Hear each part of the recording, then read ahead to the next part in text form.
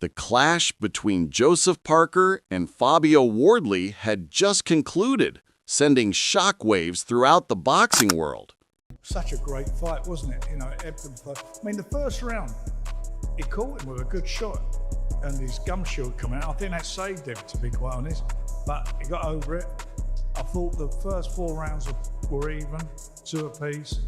And I thought then Parker won a few and was in front. But he's such an unbelievable puncher, such a competitor. I thought he boxed well tonight as well, Fabio, at points. And I'll tell you what his body shots were good. He was catching them with body shots, and I think he hurt. And Joe's no slouch. I mean, he's a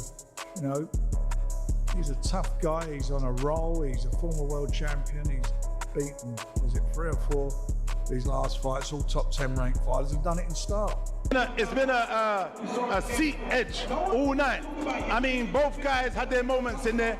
It was ebb and flow, and you know what it is, I was like, Fabio hit him with some good shots. Fabio needs to do a bit more. But Fabio's always, he's like the Deontay Wilder of the UK, man. He always has that equal there down the stretch. I mean, I think Parker blew his tank in that round before, where he literally let it out, and then kind of that was his, it wasn't what the goose cooked for him. But I mean, look, Fabio, credit to him. He's made his own script, he's made his own rules, like I said back there to that guy. He showed that coming from white collar, it doesn't mean anything. Look, he's coming, he's destroying all these guys who have great pedigrees, world level. He's actually got to this world level. We wasn't sure Heavy was here, look now he's fighting Usyk next. I didn't expect this puncher to get it done, and certainly not the way he got it done tonight. I thought I had him 4 rounds behind, and what I notice about him when he gets caught, and he got caught with some good shots, and he's in with a good fighter who's on a good roll, ex-world champion, and probably in the form of his life, is how he recomposes himself. He gets himself back together, and it's his words, not my words. It only takes a second of a fight. That was the mantra all the way. That's what I kept saying, and that's what it is. He's such a dangerous fucker. I mean, he catches you. Him with David Adelaide trying to break my clavicle here. This was incredible. I mean, what did you see? Good fight from both fighters. I don't think the stock goes down for any of them fighters. Parker's still up there. I think he done a good job there, but I think he should have taken a knee.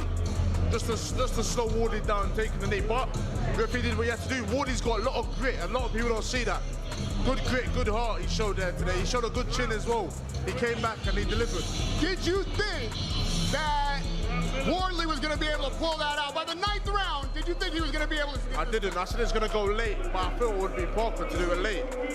Wardley showed it. What was the difference tonight? Wardley just had heart. He came back, the perseverance. You know, he bit down on his gumshoe when he needed to, and he made it happen. Heavyweight boxing is alive and well. Can't wait to see you in the ring next time. I know that's got to get you hyped up. Radio Raheem with David Adelaide. Yeah, look, I don't know. It's a crazy one. I don't know if it's all properly sunk in just yet. It's all kind of hit home. I don't think it has. I think it's going to take a few days. It's going to take a little while for it all to come together for me. But yeah, look, buzzing with the win, buzzing with what comes after as well. What did you make of the stoppage when it came? I think it could have come a bit earlier. I think if the ref was paying attention from the first time I hurt him in the second round, knowing that he was hurt and just shipping punches and just taking them, wasn't really defending, wasn't giving back. I think if you put those 2 moments kind of side by side, I think the ref. Before the fight, Derek Chisora, a man who knew Joseph Parker's power firsthand after sharing the ring with him twice, offered his perspective. Chisora respected Parker's ability, but he sensed that Wardley's confidence and momentum could make the fight far more competitive than people expected. He warned that Wardley's self-belief was dangerous. That kind of fearlessness, Chisora said, could drag a fight into chaos. And once a fight becomes messy, anything can happen. Chisora wasn't counting Parker out, but he refused to write Wardley off either, predicting a night that could swing on a single reckless exchange. My prediction for the Joseph Parker and Fabio Wardley, I feel like Wardley wins this fight with a knockout. I don't know why I'm thinking it, but it's just, you know, when you know, it's like that. It's like when you play the lottery and then you just get your numbers right. And I believe Fabio's got his numbers right now because after his last performance, he's got something to prove. I've known Fabio for a while, you know. Fabio is a little beast, and Joseph is a beast as well. But I believe that if Fabio Wardley wins this fight with a knockout, it will stop Joseph Parker. Trust me on this. Put your house on this deal. I'm telling you, it's gonna be electric. The boy from London, Norwich, is gonna do it. He from Norwich. Zyle Jen, another heavyweight who had experienced Parker's resilience firsthand, offered a different perspective. Earlier in the year, he had dropped Parker twice, only to watch the New Zealander recover, stay composed, and counter with precision to turn the fight around. That experience left a lasting impression on Zhang. He walked away from their battle calling Parker one of the most composed and durable fighters in the division. To him, Parker's strength wasn't just physical, it was mental. He thrived under pressure, Zhang said, and that was what made him truly dangerous. Wardley, in his view, would certainly test that composure, but he doubted Parker would ever break. Since I've been in the ring with Joseph Parker, I am slightly favoring Parker in this fight. I believe his overall ability is level above. Jermaine Franklin viewed the matchup as a clash of styles rather than personalities. To him, it was Parker's precision and patience versus Wardley's explosiveness and aggression.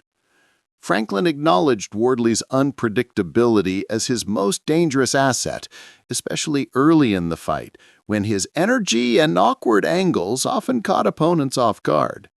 But he predicted that if Parker weathered that early storm, his experience would ultimately take control. I like that fight. I actually like both fighters. Fabio is kind of nice. He's kind of smooth.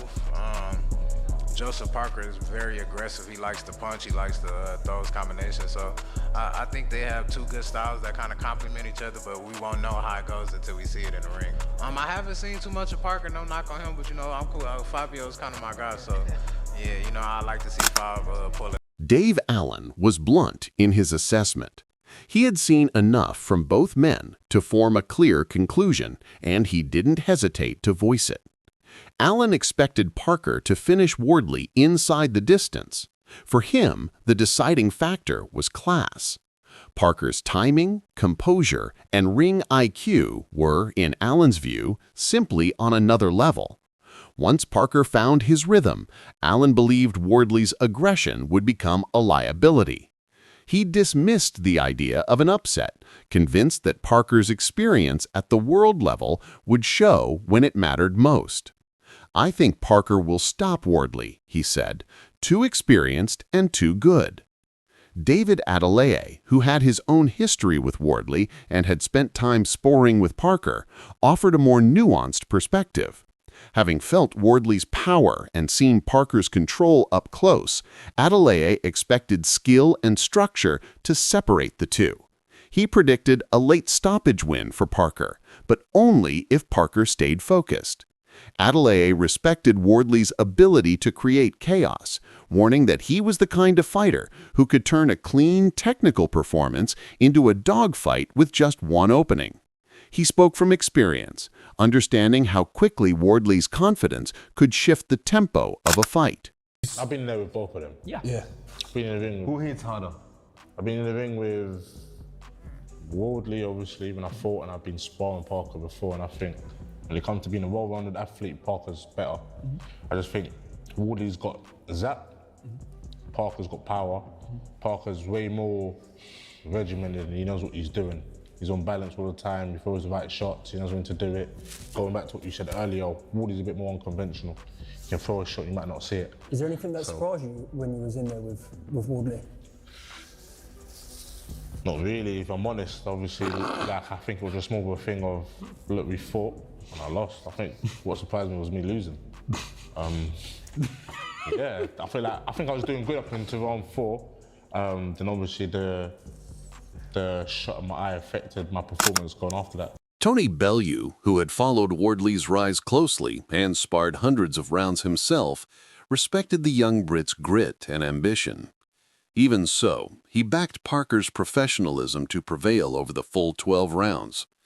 Bellew expected Parker to dictate the pace, rely on his conditioning, and gradually wear Wardley down as the fight moved into the championship rounds. In his view, Parker's consistency, his smart defense, measured tempo, and disciplined approach would eventually break down the less experienced challenger. That's not a gimme, mate. Fabio Wardley's highly dangerous. It's one to watch. Good fight, isn't it?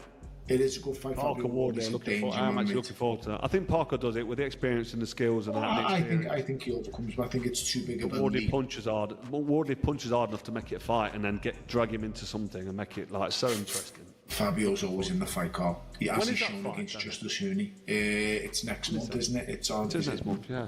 Is it?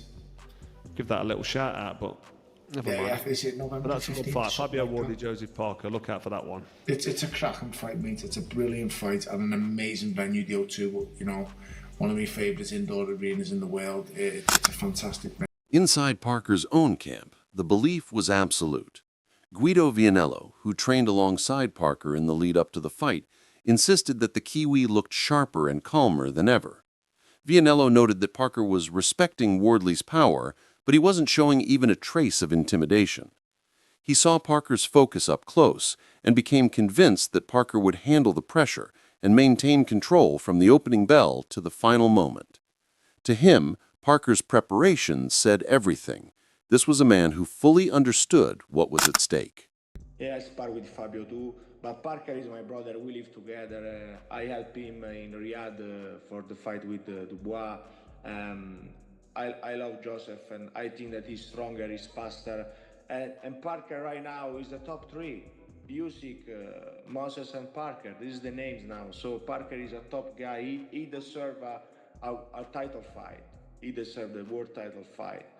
So I'm with Parker team. He will win, and then I hope to see him versus Usyk. Having shared 2 grueling bouts with Parker, he understood the New Zealander better than most, yet he also recognized Wardley's evolution. He praised the British heavyweight for his growth as both a puncher and a competitor. Still, he leaned toward experience, believing that Parker's time at the top level would ultimately make the difference. He said that once the fight moved into the later rounds, Parker's ring intelligence, his ability to stay composed, adjust, and take control would prove decisive.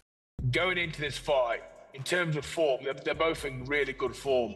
But you got to say on performances, Joseph Parker's pulled out some great performances against, your likes of Zhang, Deontay Wilder, Martin Bacoli.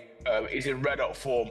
But then again, you've got Fabio Wardley, you just can't deny him, you can't write him off because at any time, he's dangerous. Lawrence Oakley, having sparred with both fighters, offered one of the most technical assessments. He noted that Wardley's success depended on his accuracy. Wardley possessed the kind of power that could change a fight in an instant, Oakley admitted, but that same accuracy had sometimes betrayed him. Against opponents who used angles and movement, Wardley tended to swing wildly. Oakley cited fighters like Justice Huni and Frazier Clark, who had frustrated Wardley with sharp jabs and smart footwork, forcing him to miss and lose his rhythm. He suggested that Parker, with his disciplined fundamentals, could exploit the same vulnerabilities. I believe Wardley's going to win. I believe Wardley is going to be a bit sharper, especially in the early rounds.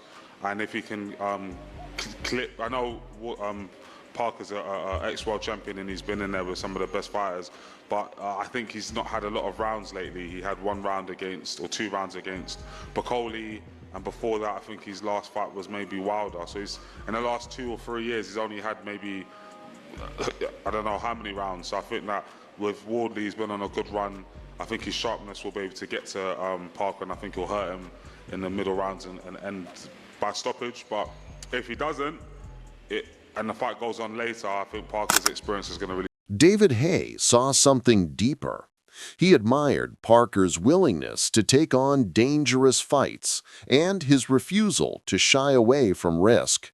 In recent years, Haye said, Parker had earned a reputation as a warrior, a fighter who sought out tough opponents rather than avoiding them. That mindset, combined with his technical skill, set him apart from many of today's heavyweights. Still, Hay didn't overlook Wardley's heart. He emphasized that the kind of self-belief Wardley possessed could make any fight unpredictable, regardless of the skill gap. Parker seems to want to fight all of the toughest guys on the planet. Bakoli, Zhang, Wilder. Those three guys are the guys that you don't want to fight. They're the who needs them club. There's no one. He needs it. He needs the action. He needs to fight the most dangerous guys. And Wardley, he didn't do that clever in his last fight. But prior to that, that shot against Clark, the overhand right, put a dent in the side of his head. He's got heart, he's gritty, he's strong, he's young, he's fresh, no real miles on the clock. So it's gonna once again, I can't see how Parker, with his experience, former world champion, beat Ruiz. He's had some real great fights over the years and proven time and time again that he's world level, genuinely world level. Wardley, I think it's a little early for him. I think, a couple more, off the strength of his last fight, obviously he won a spectacular knockout victory, but up until that knockout victory, it didn't look comfortable. I'm not sure if training camp was bad or whatever, but if I'm a better man, I'd go with Parker. So what did you make of this fight? Share your thoughts in the comments section below.